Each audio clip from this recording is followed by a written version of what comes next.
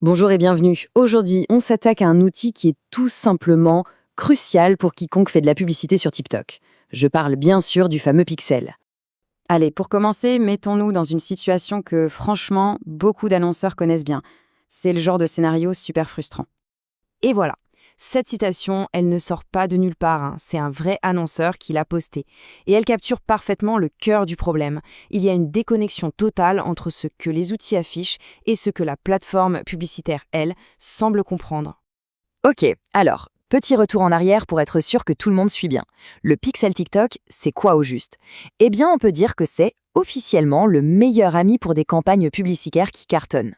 En fait, c'est un simple morceau de code qu'on installe sur un site web. Et ce petit code a trois missions bien précises. En théorie, la promesse est belle. Il doit mesurer qui convertit, il doit aider l'algorithme à trouver plus de personnes qui ressemblent à ses clients, et enfin, il doit permettre de recibler les acheteurs qui ont déjà montré de l'intérêt. Simple, non? Mais voilà, comme on vient de le voir, cette belle promesse se heurte bien souvent à une réalité, disons, un peu plus compliquée et frustrante. Et c'est là qu'on se retrouve coincé dans une sorte de boucle sans fin. L'outil de vérification dit que tout est OK, que le pixel est bien installé, mais le gestionnaire des publicités, lui, il est aveugle, il ne voit rien. Résultat, impossible de suivre des actions aussi basiques que l'ajout au panier. C'est un problème d'ailleurs très fréquent, notamment sur des plateformes comme Squarespace. Bon, maintenant, on va aller voir ce qui se cache vraiment derrière tout ça. Parce que, et c'est important de le comprendre, il ne s'agit pas d'un simple bug. C'est un changement fondamental dans la façon même dont Internet fonctionne. En fait, il y a deux manières de suivre les données. Le pixel traditionnel, lui, il fonctionne dans le navigateur de l'utilisateur. Ça le rend super vulnérable aux bloqueurs de pub, aux nouvelles règles de confidentialité d'Apple sur iOS ou de Safari, et aussi aux cookies tiers qui sont en voie de disparition. En face, on a l'approche moderne, le suivi côté serveur, via une API. Là, la communication est directe entre le serveur du site web et celui de TikTok. C'est une forteresse.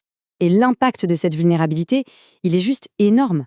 Les annonceurs qui se fient uniquement au pixel, en fait, ils ne voient pas entre 15 et 30% de leurs ventes réelles. C'est comme si une partie de leur chiffre d'affaires était invisible. Ça veut dire quoi concrètement? Ça veut dire que les décisions sont prises sur la base de données incomplètes, faussées. On risque tout simplement de couper les campagnes pub qui marchent le mieux sans même le savoir. C'est comme piloter un avion dans le brouillard. Heureusement, il y a une porte de sortie.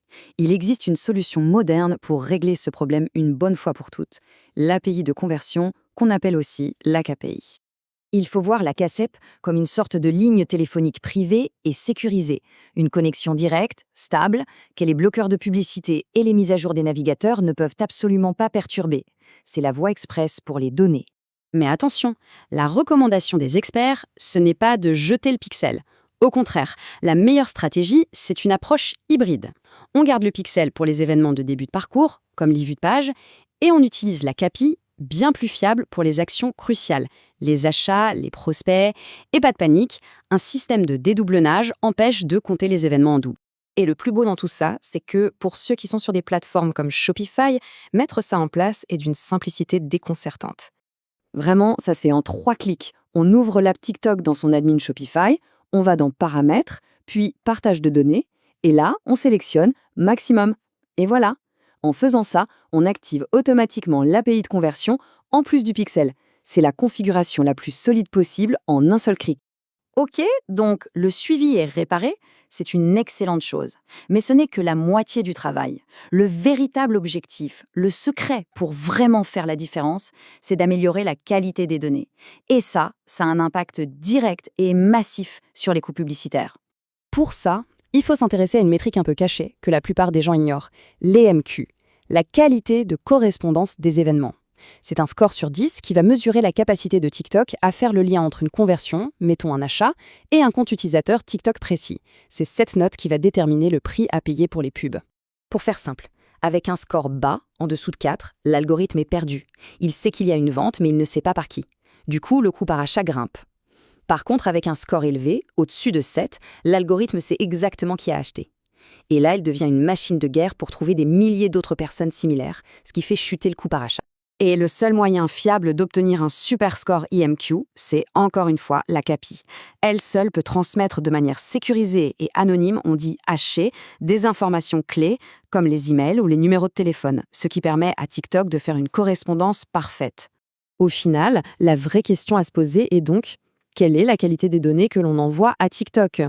En réparant la connexion avec l'API de conversion, on fait bien plus que mieux compter les ventes, on donne à l'algorithme le carburant de très haute qualité dont il a besoin pour trouver le prochain client à un coût bien plus faible. C'est ça le vrai secret.